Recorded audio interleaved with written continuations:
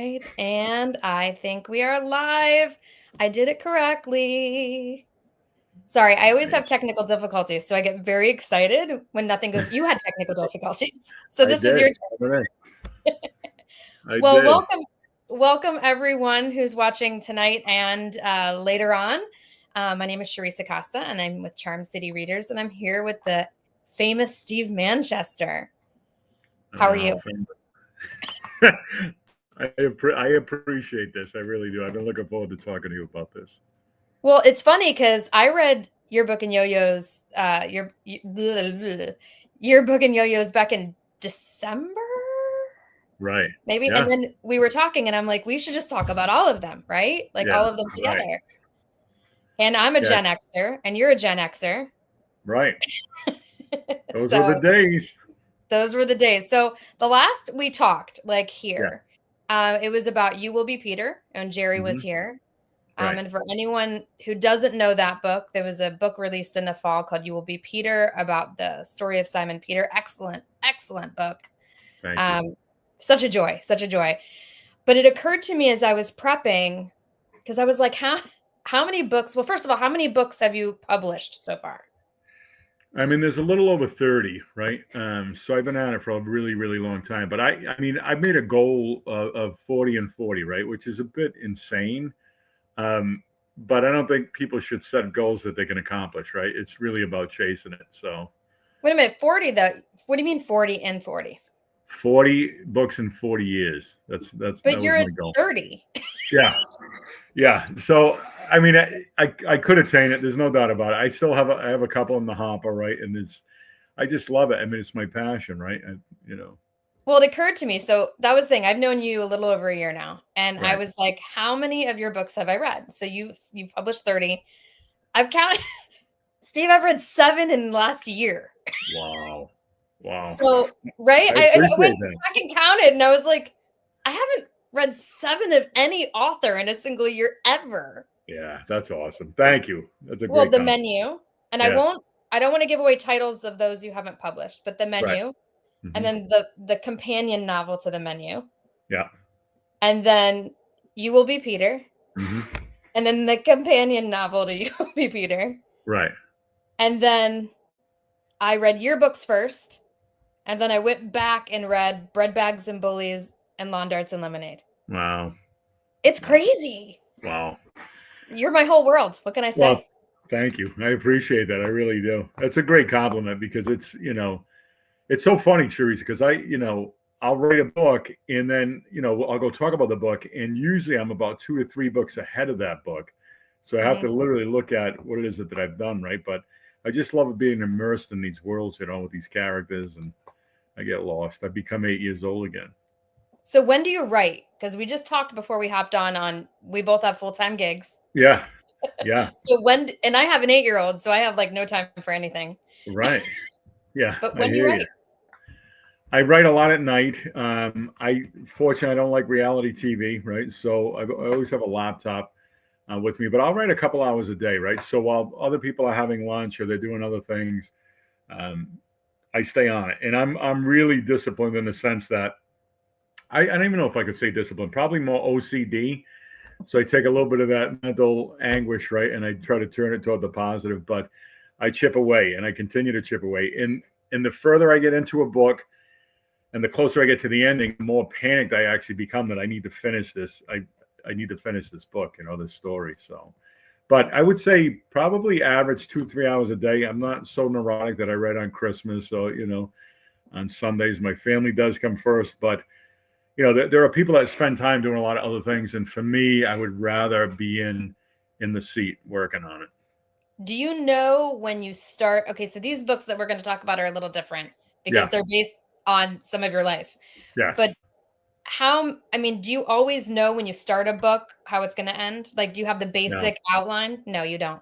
I don't. I mean, there are, in many cases I do, but sometimes that changes, right? So, and the reason I say that is it's always a plot line, right? It always comes up with, even though I write character-driven novels, it's really, what am I writing about? So in 2 or 3 sentences, what's the the TV guide type of synopsis, right? So I know how the book's going to start, and then I will go after an ending because it's hard to hit a target that you can't see, right? So I'll set a goal toward moving toward that, and sometimes the characters will flip it on me, right, and they'll change that ending. Wow. Yeah, one of the last ones that you read, and I'll bring the title up, but The Ledger, right, which is that companion novel to the menu. That ending flipped twice, and I felt like I was so deep in the shadows, right, that I was kind of wrestling with it. It was some darkness, right? So, but yeah, I mean, I thought I had it. I thought I was done, and then I realized, nah, I'm not really. It was not a yet. beautiful ending, but it was rough, Steve. Yeah, that's a rough sale. It is. That is. It's a rough Honestly, sale. though, for anyone who loves the menu, now we're talking about a completely different book. But not, Right. for anyone who loves the menu, the ledger is a must-have. It's the yin and yang, which is Right. what you described. But Yeah. you can't have everyone making great choices without talking about people who don't. Right. Yeah, it's hard to write about grace and mercy. And I'll tell you, and this is so cool. I was on a Zoom session, and there was a bunch of different people on it. It was an older woman who said, I love the menu. I absolutely love the story, and I appreciate that. But she said, everybody was good. So I said, what do you mean? She said, everybody was kind. And one of the choices in the menu was a conscience, right? So she said, can you imagine if one of the characters chose not to have a conscience? And I was thinking, there's my next book, right? But you need to go to the darkness for that. It's dark. Yeah. Right. He says with a smile. Luckily, of all the other books, I've read, that's the darkest one, really. I mean, it is. Yeah, it's the darkest I've ever written. But I spent 10 years working in a prison. From the time I was 19 till I was 29, I was a prison investigator, and it was brutal, right? So that's really 80% of that book's based on real stories. Well, that is a great carryover to why we're here, because right. Let's talk about this series. Now, I'm calling it Surviving the 80s series. Yes. I don't know if okay, because that's only the tagline of the first book, so I sort of just decided. But how did, I mean, obviously there's so much from your childhood and mine. How did you decide this? I'm going to write about this. I know. Yeah, it's a two-part deal. So my dad, and this is going to start a little melancholy, but it becomes really cool, right? So my father had a twisted sense of humor, right? And I got a little bit of that from him, right? And I just love that about him. Like he could look at the darkest thing, right, and just make you laugh, right? And remind you that don't take yourself too serious, right? So he got very ill. He was in the ICU, and he passed away. And I remember walking out of the hospital, as a middle-aged orphan, right? And I'm thinking, I need to write this man a book, right? So Bread Bags and Bullies is really a love letter to my father, right? Well, I should say a thank you letter. So it's a thank you letter to my mom and dad for putting up with me and my brothers, and my sisters came later on, but I have 4 siblings. But it's also a love letter to the 80s. So my father would have gotten a huge kick out of it because of the way I twisted it back and forth. And it's really based on the mayhem of not just that time period, but, being raised in a dysfunctional family, which, by the way, I think everybody has one of those. Oh, right? For sure. Yeah. Oh, sorry, mom and dad, not you guys. Yeah, exactly. Not your mom and dad. But, yeah. You guys are awesome. And then I have a really, really very dear friend, Brian Fox, who's a renowned artist. If you ever get a chance, check out his work. He's unbelievable. His name's Brian Fox. And we were having coffee one day, and I was walking out of, and we kind of play this game with each other because he writes these he paints these renowned works of art, right? In fact, he's working on a military series right now, which will end up in DC. It's just phenomenal stuff. And every once in a while, I'll plant the seed with him, and then he'll curse me, right? And say, you just cost me 6 months of my life, right? I had to paint this. So I'm leaving his kitchen, and he says, hey, what you should tackle? Because I go to the deep end of the pool, right? The menu, the ledger. So sometimes I got to come up for air, and I want to go to the shallow part of it. And he said, you really should write something about the 80s. And I'm thinking, oh, my God. So I drove home, and it's not, should I do it? It's what should the title be, right? Right. And this is going to take me 6, 7, 8, 9 months of my life. But I loved it. I absolutely loved it. It was so cool. No, it's great. Well, let's back up. So the story is about you and your brothers. Yes. Are the names in the book Wally, Herbie, and Cockroach? Cockroach. Yeah. Yeah. Are they actually what you guys called each other, or they made up? No. So my dad's name was William. My brother's name is William Jr., right? So I just flipped it. I called him Wally. Yep. Herbie is my middle name, named after my grandfather, which is so cool. So everything in the book is a wink, right? It's a constant wink from me to the people that I love. But My grandfather's name was Herbert. So when I grew up, if anybody found out my middle name, they made fun of me, right? That was just part of the gig, right? Yep. So Yep. Herbie the Love Bug, right? So, but his nickname was Swamp Yankee. So when I went to the Gulf War, my call sign was Swamp Yankee. So it's a wink to my grandfather, right? So Cockroach, me and my older brother, built like Clydesdales. We were the kids that were in the, rough house of jeans. We're always built a little sturdy, big boned, if you will. And my younger brother is scrawny. So my father loved the show Hogan's Heroes. And the small character on the show is called Cockroach. That was his nickname. So my dad. So that was his real nickname. He nicknamed him Cockroach. And that was the nickname that stuck. So my younger brother, who's a full bird colonel in the Air Force, just shakes his head every time he reads it. He gets like slaughtered in this book. That poor kid. You broke his. What's the stretchy guy? I was talking to my husband. Armstrong. He was like, "Oh, there was this toy," and I'm like, "Yeah," and they destroyed it. Yeah, we did. So my brother Billy and I. So in the book it's Wally, and that's a true story, right? And he screamed like a tea kettle, right? And I've never laughed so hard in my life, right? But I think he's still traumatized, so it's probably come out in therapy, on his end. But I thought it was fantastic, Well, my older brother, worked for NASCAR. I mean, it's just amazing the different roads that we took. But each one of us keeps the other honest, right? Nobody knows me like my brothers do, and vice versa. So, and that was basically this whole thing was like tongue in cheek. So when I send the manuscripts to my brothers, they're like, please don't publish this. And you did. 3 times. Of course I did. Yeah, of course I did. Well, hold on. Backing up though, or going forward, you have sisters who are completely almost not represented. I'm 16 years old. My mom makes an announcement that her and my dad are having a baby, right? So I'm like, what? Like, what? The TV break? You know what I mean? Like, what? You got a girlfriend now, a car, a job. It was absolutely crazy. And I mean, both my sisters are like my loves, right? I mean, I adore the two of them, right? But it's almost like an uncle relationship versus a brother because we grew up in different times. But 5 years after that, they have my sister Jen, and I'm like, my God, I mean, I went to war. I came home and we were on the flight line, and my dad put the baby down, and she was scared to death. She didn't remember who I was, and that was my sister. Yeah, wild. Does she feel bad about it now? I don't think she does. I think she also likes to laugh at me. She'll have to watch the video, yeah. Okay, so I want to walk through some of these stories, but for anyone who's going to watch, if you grew up in the 80s, these books are like dripping with 80s references. Right. I mean, Steve, I loved the stories, and I loved the brothers, and I love your parents. Right. But every time you mentioned something that I knew, I highlighted it on my Kindle. Like I was That's awesome. Ooh. Yeah. Right. And we're going to get back to that because I have like a little game that we're going to play later on towards the end. But I mean, the only thing I noticed though is because it's 3 boys. Some of my girl references weren't in there, right? Because like there's no Rainbow Bright. Right.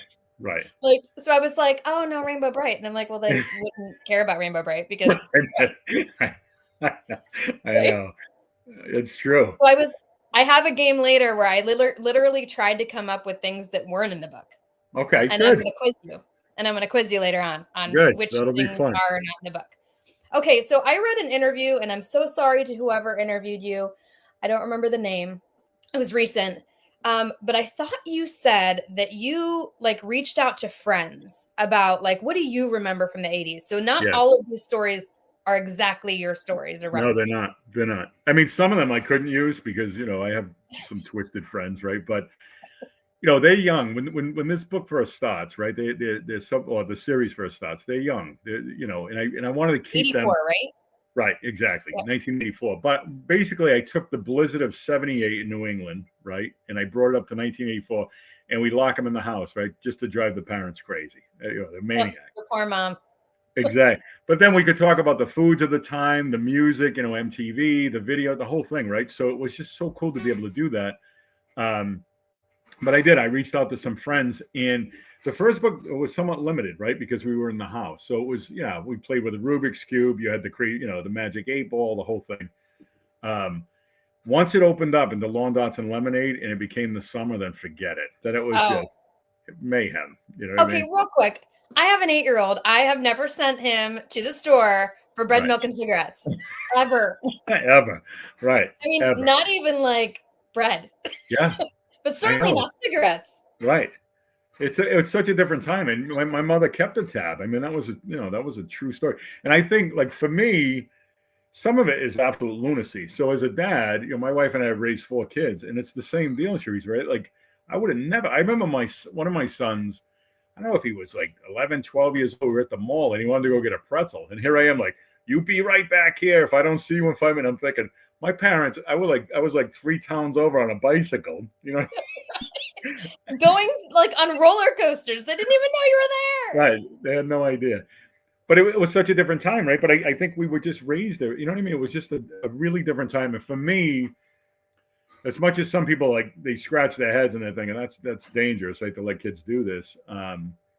It was also the age of innocence, right? It was the last point in time, in my opinion, before technology took over, right? And kids just got buried in these devices. I mean, we were literally playing outside, right, all the time. So, although, like, I was talking with my counterpart at work today, and we were talking about latchkey kids.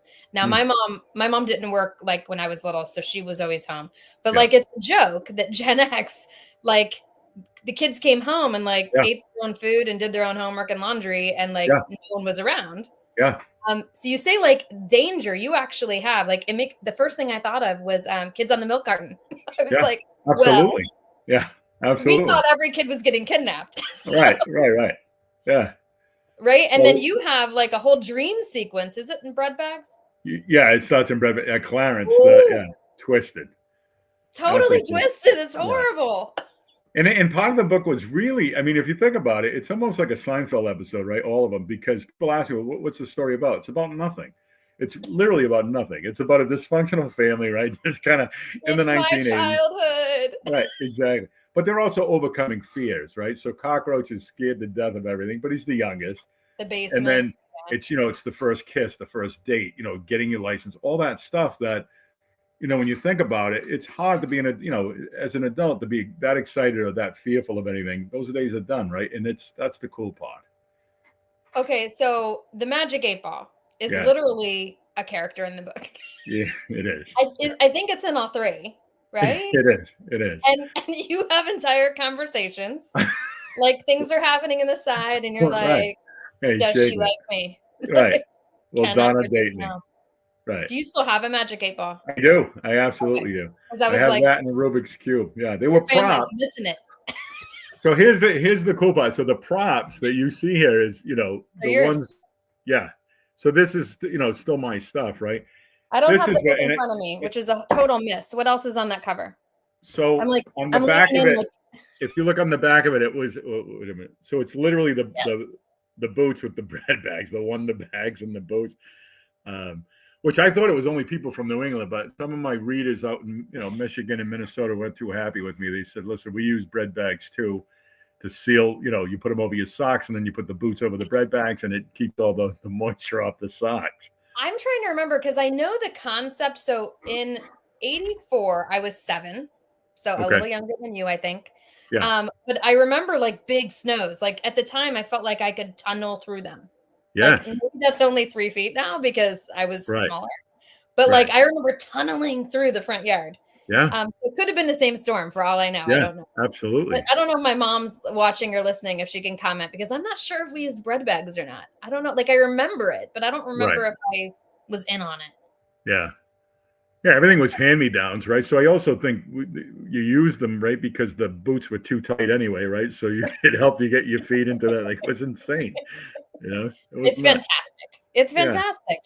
Okay, so let's see. We talked about that. So Brett, let's start with bread bags. We're already 20 minutes in, Steve. Jeez Louise. I know, it's crazy how fast to go. So bread bag starts with a father that's like pulling apart his sons. Like, how did you right there arguing? And the second book starts with the death of dad. Yeah. The third book starts with, what does the third book start with? Oh my gosh, I read that one first. So Herbie's now a grandfather. Yes. Yeah. Yes. Yeah. So are these like real instances that you used from your life and then you flashed back, or no? They're totally not at all. I got to tell you, I never even wrote a sequel honestly. And it's funny telling you this because you've read my sequels, right? Before anybody else did. All of them. But Bread Bags and Bullies are supposed to be one and done, right? And then I realized, some stories need a little more real estate, right? And I'd love to get to the summer because the summer of '84 were like these massive, like drive-in movie theater type movies, like roller skating. It was really cool. So, but they're still young, so I was also limited on that. I get done with Yearbooks and Yo-Yos, and people loved it. And then I'm like, you know what, maybe one more. So we'll do the trilogy. I'm not saying that I won't ever go back or go forward with these characters because I love them and it's hard to say goodbye. But Yearbooks and Yo-Yos, what I loved about it was, when you look at the cover, right, it's it implies graduation, right? So for me, it's a graduation from childhood, right? The cool part is the designer, Keith Conforti, who's absolutely amazing, who did the book cover on this. If you look at it, these are all of the props that were used in the first two covers. And they're in a box. They're going into a box, right? So basically, goodbye childhood. I know, that makes me sad. And then moving on, right? So Wally it's been gone a while anyway, but right. So it's kind of a, it's almost like Toy Story, right? It's a little bit of a, rip off from that. But I absolutely love that stuff where at a certain point, you have to say goodbye, right? So, when you're a kid, you wish you could become an adult. And then when you're an adult long enough, you're like, what the hell was I wishing for? It is overrated. Yeah, it truly is. It really is. But what I loved is, Wally graduates from high school. He's on his way. Herbie gets his license. And for me, that opens up the whole world, right? Like now they can go places and do things. So. Well, let's talk about that. Okay, let's just skip straight to yearbooks because it felt very like the first two, to your point, are just like joy, right? I mean, the joy of not having to go to school, like a winter break turns into a storm, which means like, yay, more time at home. And then summer was just like months and months of wildness, right? And danger, lawn darts in the yard. Right. The third did feel different to me because it really did feel, I know you said the first started as a tribute to your dad, but the third really felt to me like a coming home. Like it felt a lot more personal. Yeah, it was. Yeah, because I mean, we recently lost my mom as well, right? So when I think about that backyard and I think about all the people in it, right? When I was a kid, I couldn't wait for one of my buddies to pull up, right? In his Plymouth Duster or the other guys in a Chevelle, right? And get in this car and go. Now I think about what I wouldn't give to be in that backyard. Yeah. Having a clam boil or a cookout with all these, my aunts, uncles, my grandparents, my parents, and they're all gone. Right. So for me, this is a tribute, but it's also, some people take pictures. The pictures for me are words, right, that I can create in my head. So I'm kind of depicting the whole thing. What I love about it is it becomes real and relatable. And even though, it may not be exactly what you experience, it's probably pretty close. You know what I mean? It is. So you can feel your own family. All the time. All the time. There was nothing to do inside. Right. I mean, I was raised on musicals. You probably were not raised on musicals, but like... We watched Sound of Music and then we played in the dirt. Yeah, right. How it went. Yeah. So cool. Yeah, so with Herbie, especially in the third book, you were in the armed forces, and Herbie has an entire thing where he tries to join the Marines and he can't. Like, how did you connect your experience? I mean, did you get declined? And no, that was actually my brother. So that was Wally. So that was Wally, right? Yeah, no, right. And then Wally decides he's gonna have to go to college and the whole thing, right? And then I brought a dog into this one where they didn't have a dog. I was gonna ask you if the dog was real. Yeah. Kayla, good old Kayla. Yeah, she was so not real. Yeah, invented dog. Yeah, I you know what's funny?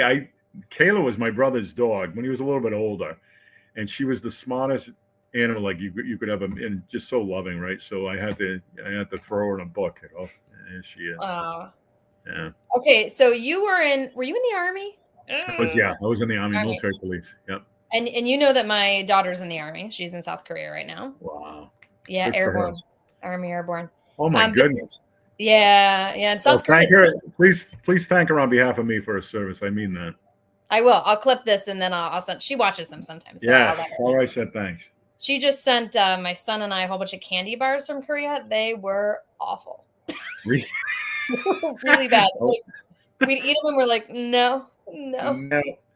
Anyway, totally off topic, but Good for her. Where'd you serve, Steve? Where'd you serve?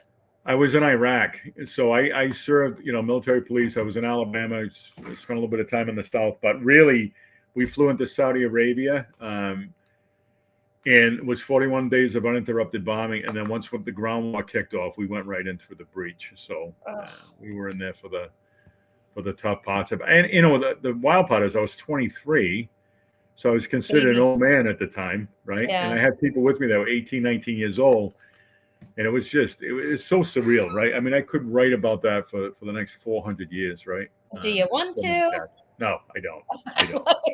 Perhaps those, I mean, you wrote about the prison, but maybe that's as far as you need to go on that, yeah, right? I'm all set. It's funny. One of my first books I wrote was called The Unexpected Storm, and it was based on my time there. But it was really, it's so funny because people think about war as being this big glorious thing, and it's such an internal thing, right? And it's as hard to go to war as it is to come home from it, right? Knowing that you've changed and that you're different, and that type of stuff. So it's really such an internal thing, But I think if I didn't go to war and the things that happened to me there, I wouldn't be who I am, and I would not be writing what I'm writing.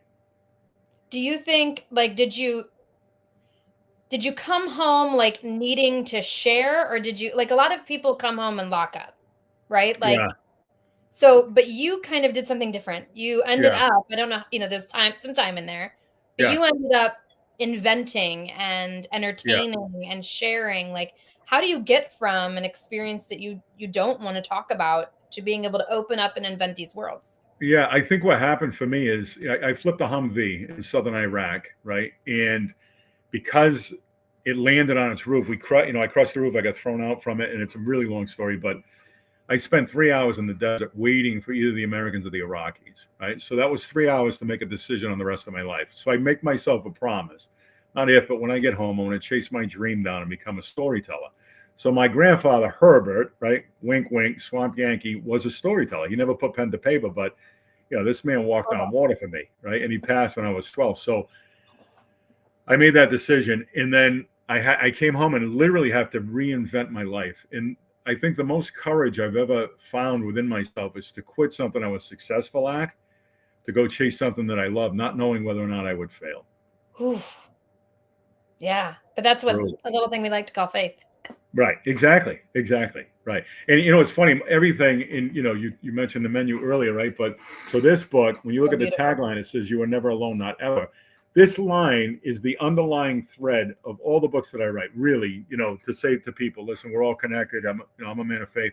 But that comes from 3 hours in the desert, waiting and feeling alone, right? Feeling like I was 5 years old and I lost my parents in the mall, right? And I was very well trained and I was experienced, and it was still absolutely horrific. But it was such an eye-opening experience. And then I made a decision, listen, if we get one shot at this, I am not shooting for mediocrity, right? I'm either going to make it or I'm not.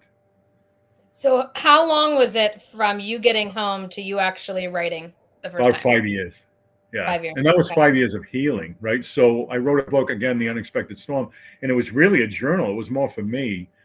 And it was so cathartic, Charissa, right? That I was like, well, maybe I do share this. And then finally I got an agent. And I was surrounded by people that were very, very helpful.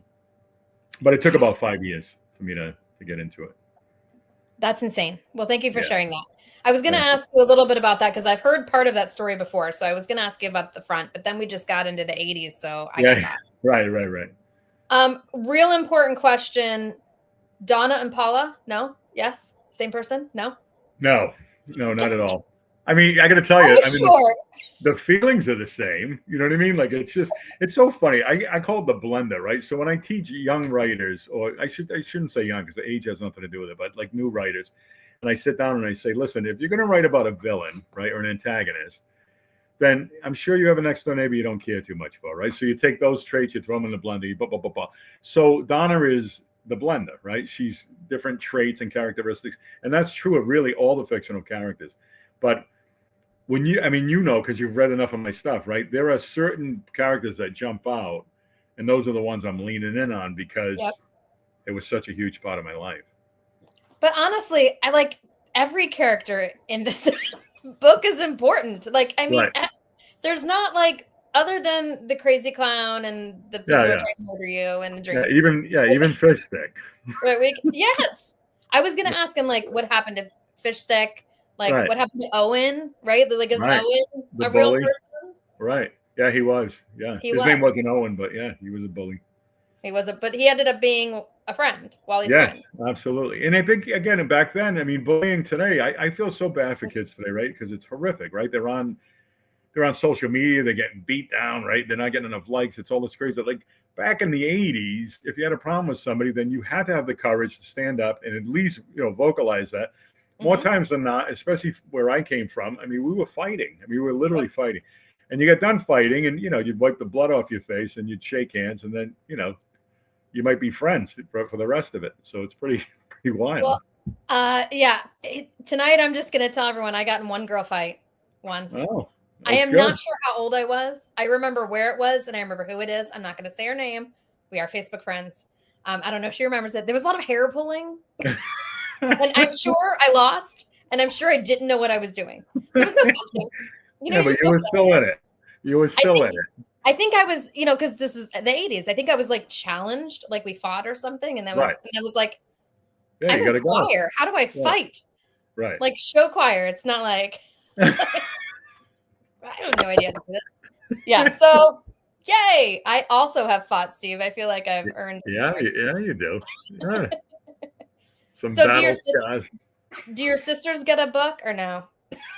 I guess you can. Yeah, they're actually in other works that I've done as well. You know what I mean? Oh, and I've also written about their children. So they have kids that are younger now, right? And that was, it's funny. That's a great question because I had to literally tell them this. It's not about love. It was just I grew up with these two guys. You know what I mean? Like, so it was very different. And it would have been so fabricated if I had brought them in. You know what I mean?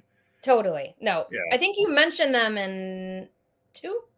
Yeah, in one of the flashback things, they come up, and I was like, "His sisters." Yeah. It's wild, and again, that was a conversation, right? But it's so funny in my family. It's like, well, I know it's fiction. It's fiction. You know what I mean? I know. Oh, sure it is. I know. Like, I want to ask you about some of like the worst things and if they're real or not, but it just seems wrong to like let out all your dirty laundry. We're an open book. No, how do you say the word of the clams you guys used to? Quahogs. Oh my God, I had to look it up, Steve. I didn't know what that was. Quahogs, yeah. So you would go and like get bushels of them and and that's a true story. So my brothers hated it, and it was the only time I could spend time alone with my father, right? And it was really, I don't know why this was true, but we would get in the river together, and it'd be low tide, and he would talk to me like I was an adult. It was the first time, right? And I cherished that time with him, right? And I didn't care for it because your feet get cut up. It's brutal, right? But I was with the old man, you know what I mean? So it was cool. Well, and you talk about the station wagon you had. Did you describe it with wood paneling? Because I think we had the same freaking station wagon, Steve. Right. With the seat in the back. Right. The rumble seat. Yeah. The rumble seat. No seat belts. No. No. Yeah, I mean, it was amazing. Classy wood paneling on the side, on the outside, like two-tone. Yeah. It's so true. My mom's on. Mom, tell me. Hi, Mom. What year was that? Hi, Mom. It was the coolest. And now you could get arrested for putting your kid in. Oh my God, I was literally driving down the highway. I almost called the police. I didn't. I should have, but I didn't have my phone. There were kids out the top of a minivan on the highway the other day, and I was like, "What are you doing?" Meanwhile, my whole childhood, I wasn't buckled in. So right. Isn't it funny? It's so funny. I remember my uncle owned a pickup truck. It was an old Ford. We came from the country, right? So you do a dump run on a Saturday or a Sunday. You go to the dump. So they throw the trash in the back of the truck, and then they throw all the kids in the back of the truck. You get on the highway. He's doing like 60. So Cockroach sticks his head up, right, like a puppet. And the old man's screaming through the windows like, "What are you, crazy? Keep your head down." I'm thinking, he's crazy. You're doing 60. It's nuts. How did we survive? I know. It was cool though. I got to tell you, I went to basic training. I went to boot camp, Army boot camp at 17, right? So I could sew a button. Yeah. I could iron my own clothes. I could do laundry. I made a bed. I was unfazed. You know what I mean? Like, you would get hurt and I would think, you know what I mean? So, and now my kids, and I raised them with bubble wrap. You know what I mean? It's just crazy. It's funny because my friend June and I were talking about that today. I said, like, we were wild. You know, we were wild. And there's like a she's sort of crass, but there's an influencer like on TikTok and Instagram and Facebook. Have you seen her, Slim Sherry? She's a total Gen Xer.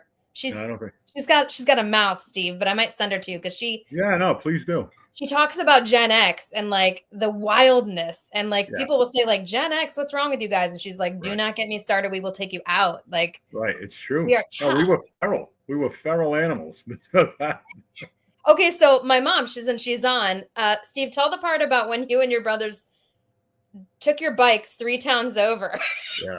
To go ride roller coasters for the day. And like, there was only one rule, right? You had to be back before the streetlights came on, right? So we would get on the bike and we'd swear cockroach to secrecy, right? And if he fessed up later on, he'd get a beating. You knew he got a beating. But we would drive we would basically ride our bikes a couple times over and spend the entire day at an amusement park. And no one knew who you were, didn't care. Right. No idea. And then what's funny is we didn't padlock the bikes. We didn't have enough money to have a chain or a lock, right? So you always hoped at the end of the day the bike was still there. Yeah. And then you'd come home and it was, you'd wait until the very end and then you'd come home and we'd be sitting down and eat dinner and cockroaches start talking. You know what I mean? You're like, shut up. You're gonna get us killed. Him under the table.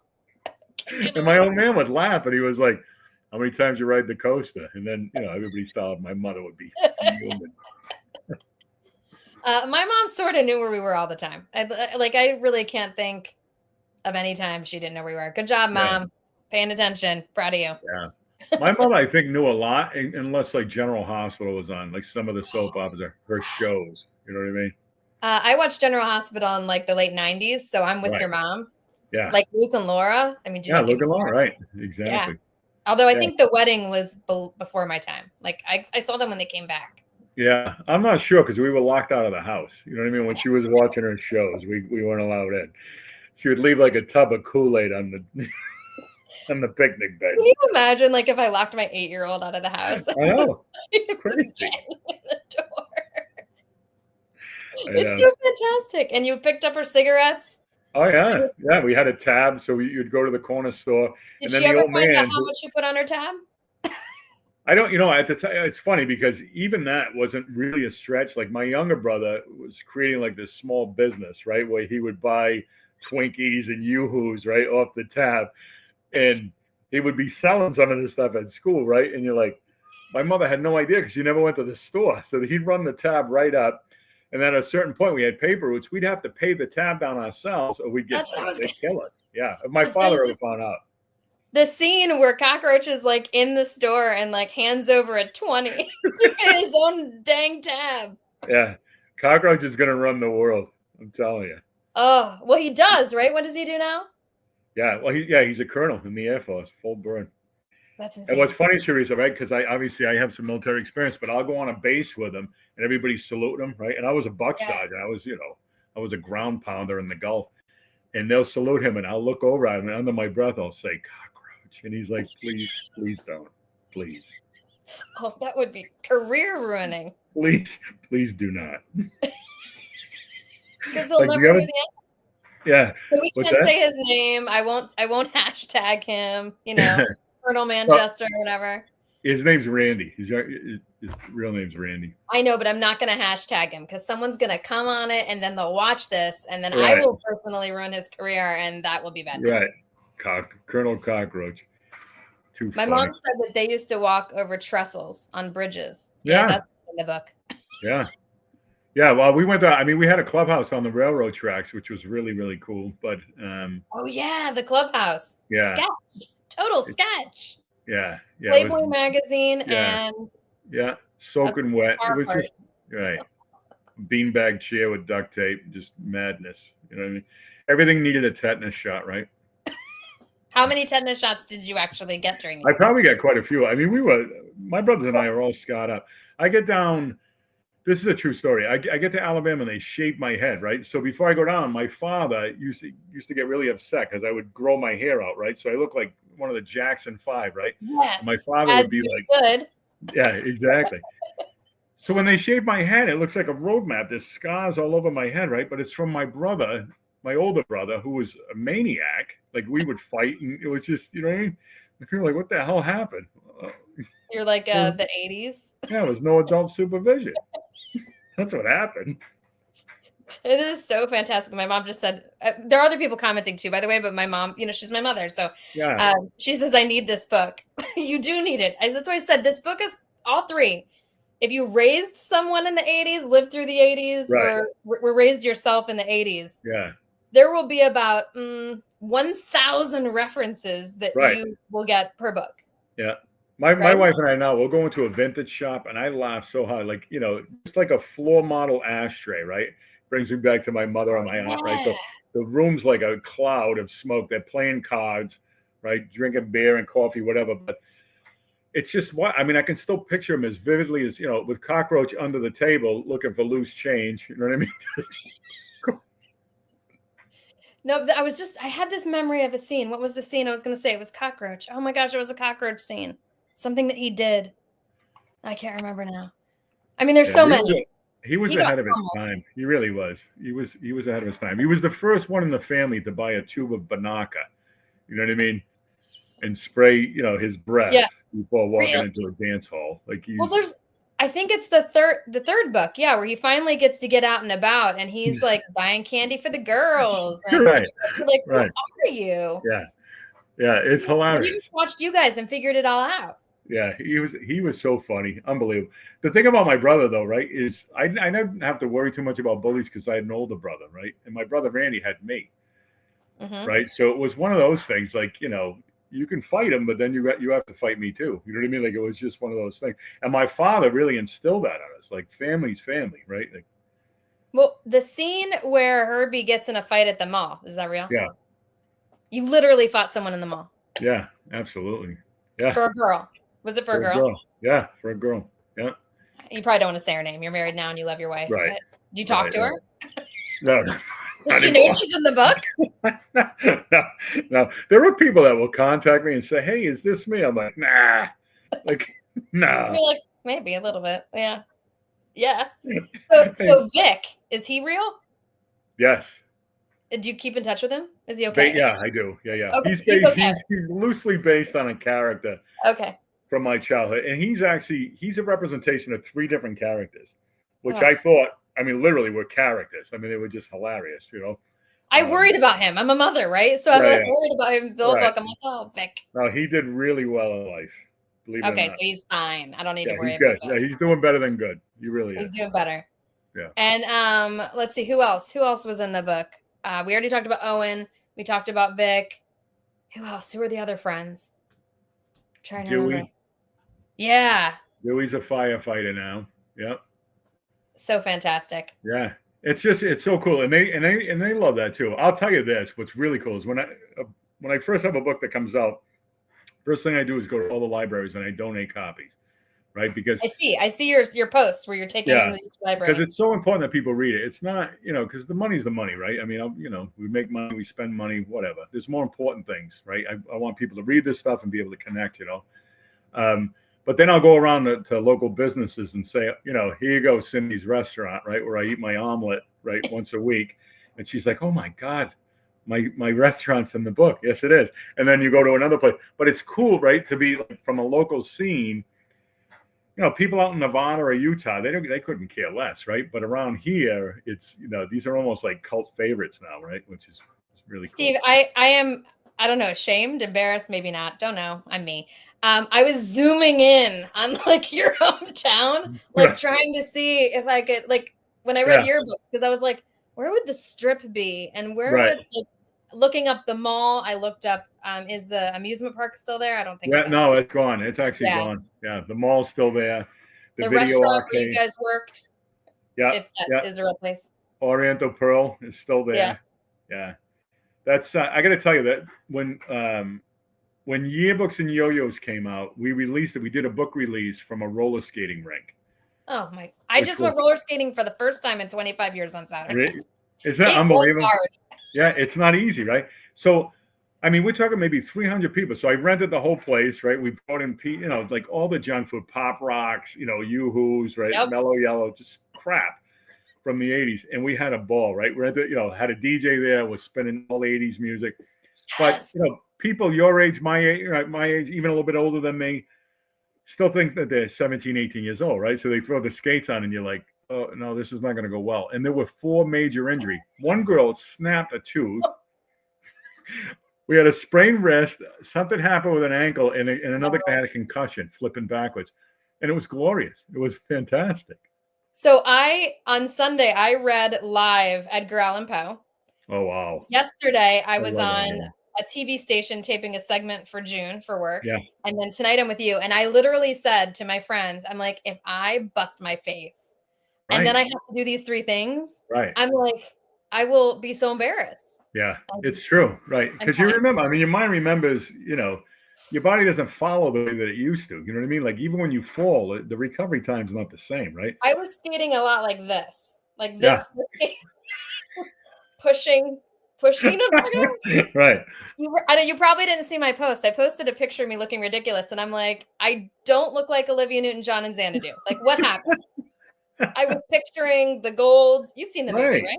And that's how you felt. Absolutely. I did, and I looked like a middle-aged woman scooting around sideways. And then one of the wheels is like the nervous wheel because it's a rental. Like, it's just so dangerous. It was epic. I loved it. Though. It's fun because people, I love that people can go back in time with this stuff. Like with the first book, really the big joy was my father was the opposite of pretentious, right? So my old man, like when I have a book come out and I have endorsements from these best-selling authors, my father wasn't a kid. If I told my father, if he was still with us, right, and I say, listen, we got Jamie Farr from MASH, I got Greg Brady, different people from the 80s that have read the book and endorsed it, he would have loved that, right? And I spent a lot of time doing that in the first 2. The last one, I just got one, but it was enough, right? It was the one for the cover with William Zabka from Karate Kid. That's funny. That's funny. Total leg sweep. What is he doing now, huh? He's actually in Cobra Kai. That's right, he is. Yeah. But that wasn't the movie. When I was talking on social today, I was talking about the movie where the mom and the son moved to China. I don't know what that one's called. It's like Karate Kid 5. Yeah, I think it was. Yeah, it was one of the older. That was excellent. The acting's really good. Yeah, right. I was impressed. It's so funny. It's no like Karate Kid's girlfriend, like you were pining after in the 80s, but what was her name? Was it Elizabeth Shue? Yes, Elizabeth. Right, Elizabeth Shue. She's in like a million things. Yeah, she was. I mean, there was so many of them, right? Where you look back and you're thinking, oh my God, what I loved about it too is as I started going out, I probably pitched maybe 400 people. But again, when you think about some of these actors, you're still thinking, back then, they're in their 80s and 90s, right? So Jamie Farr calls me from California and it's Jamie Farr. Like you can hear, right? It's clear. Yeah. You can hear his voice. And then you realize this guy's 92 years old, right? And he's like, hey, have you seen my friend Eric? Because I had gotten involved with Eric Estrada on right. Oh, Eric Estrada. I said, your friend? He's like, yeah, my friend Eric, from Chips. And I'm like, oh, like, where am I? Chips. Yeah, Chips. Oh, MASH. I think I felt tortured when my parents watched MASH. Again, girl, 7-year-old. Right. I felt tortured, but my parents watched it. Oh, yeah, they watched it. I love that show. And now if you watch the reruns, I love it even more, right? So nostalgic. Yeah, they're still funny. Yeah. Except really the very end of the series was super sad. Yeah, it was tough. Yeah. Real tough. And I don't know if you read The Women by Kristen Hanna. It brought back, it's different, but it like brought back a lot of that for me. It's so funny. That's my summer read. What? Yeah. Oh, it's my good. Summer read. Yeah. It's good. The first part, look at now we're having a book club. The first part feels different than the second part. Like they have different real tone differences. So let's talk about it later. Yeah, she's a phenomenal writer. I love her. Love her style. Yeah. So good. The first one I read was Great Alone. So good. Yeah. She's amazing. We are at 50 minutes. So it's time for a game, right? Because we haven't had enough fun. Right. Okay. So I have a short list. Can't see it. Boop, right there. Well, I'm going to tell you something from the 80s, and you're going to tell me whether or not it's in your book. Okay. Here we go. I quizzed parents at the bus stop, my brother-in-law, my husband, my mom, so I think I'm right because I definitely searched the books, but I could be wrong. Okay, so I'm going to say the word and you say in the book or not in the book. Okay. Big League Chew. Say again? Big League Chew. In the book. Fun Dip. In the book? Not in the book. No, it's not in the book. You're right. It's not in the book. You know why? It's not. It's so funny because we had it at the book launch. I had a ton of it, but you're right. You said Fun Dip 5 minutes ago, and I was like, oh no, he's ruining my like stealing my thunder. No. Yeah, you're right. It's not in the book. So good. I will still eat the heck out of Fun Dip. Yeah, I have no shame. Pure sugar. Right. Yep. I know. I like or Pixie Sticks. Whew. Yes. Yeah, they were in the book. Right. He-Man. Not in the book. Not in the book. Or She-Ra. Yeah, I remember them. Not in the book. By the power of Grayskull. Right. Teen Wolf. It's funny because I list some of the movies, so I don't know if it's in part of that list. I'm going to say it's in the book. It's in the book. Yeah, right. It's in Yo-Yos. Good. Teen Beat. In the book. In the book. Lawn Darts. Yep. Dr. Pepper. Not in the book? Not in the book. Okay, you're doing really good. Glowworm. In the book, yeah, because we mess with cockroach in a camping scene. So, side tangent, because I have a couple more to go. I had a list going of my own on things that I would think of that you hadn't said yet. Okay. And then I'd be like, damn it. Like you said speak and spell. Speak and spell. I loved my speak and spell it, right? I loved to speak and spell. So that's an on list. Pound puppies. It's in the book. I think he calls him a pound puppy, right? No. I said not in the book. Now I'm gonna go quiz you. I'm gonna go check. You know what? I'm gonna look that up because you might be right. Because as soon as you said it, it seems like something we would have called cockroach. You know what I mean? Okay. Maybe I'm wrong. Slip and Slide. Yes, that's in the book. That's in Bread Bags. Yeah. Red Rover. Not in the book. Not in the book. My childhood game. Right, so, right. And then actually Tetherball. Not in the book. Not in the book. Rock'em Sock'em. In the book. Goonies. I'm going to say it's in the book. I don't think it's in the book. Maybe I'm wrong. Not? No, you might be right because again, some of them I listed them. Right, I was trying to pick them off. You know what I mean? No, but it became a game for me because, and anyone who reads these, please do the same thing. Have a list on the side of what you're thinking and you remember, right. and then like knock them off as you find them. It was speak and spell, and honestly, candy cigarettes. I thought I had you on that one. Yeah. And then you mentioned them, and I'm like, no. Candy cigarettes. Candy cigarettes. All right. We were cool. No, I know. It was just such a joy. So I didn't make a graphic for my review. It's like on my phone, but I'm going to read it. You've heard it, but since we're going to wrap up, I'm going to read my review if that's okay. Thank you. I appreciate it. And this is just for the third. I've read all three, and they're all excellent, everybody. But Yearbooks and Yo-Yos Crushing the 80s is both incredibly heartwarming and fabulously entertaining. Following three brothers in the summer of 1986, this coming-of-age story captures the challenges of being a young adult with the added twist of growing up during one of the most uniquely interesting decades in modern history. From Casey Kasem, to double skates at the roller rink, fellow Gen Xers will love this trip down memory lane. Every page is packed with 80s references, and you'll love the characters and their teenage shenanigans. If you're like me, these brothers will remind you of your siblings and your neighborhood friends, and staying out until the streetlights come on. Steve Manchester is a master of his craft, and Yearbooks and Yo-Yos doesn't disappoint. Thank you. That's so beautiful. Good. Thank you so much. I can't thank you enough, really. Well, I mean, it's a joy for me to know you, honestly. And it's some kind of record. 7 of your books in 1 year. Yeah, well, that's amazing. And I am so grateful, right? And for, the people that are watching, 2 of them are unpublished, right? So, right. And I really do. I trust in I do value your opinion. I do. I wouldn't send you. Yeah. Well, thank you. Thank you for including me in your world because it's absolutely amazing. It's such a fun world, except the sad parts. Yeah, we got to stay out of the prison. That's all. All right. So for everyone who's watching or who will watch, you really need to pick up these books. This third one is Yearbooks and Yo-Yos, but there are 3 in the series, and you don't have to start at the beginning. No. You can pick any of them up. So whichever one you find, read. But if you want to do the whole story of the brothers, Bread Bags and Bullies, Lawn Darts and Lemonade, Yearbooks and Yo-Yos. And Steve, congratulations on this latest release. It's just so exciting. Thank you. I appreciate it. Thank you so much. Yeah. Where can people find you and what's coming up next for you?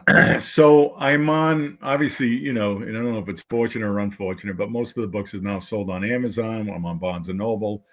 I live up in the New England area, so, I'm pretty active up here. But my greatest joy, honestly, and I love to meet readers, and I'm out as much as I can possibly be out, but I love to write, right? So I spend as much time as I can doing that as well. We're going to have a couple more books that come out. So I'm still promoting, You Will Be Peter, which is doing really well. I've been in churches and I've stood at pulpits and no lightning yet. So, which is somewhat surprising.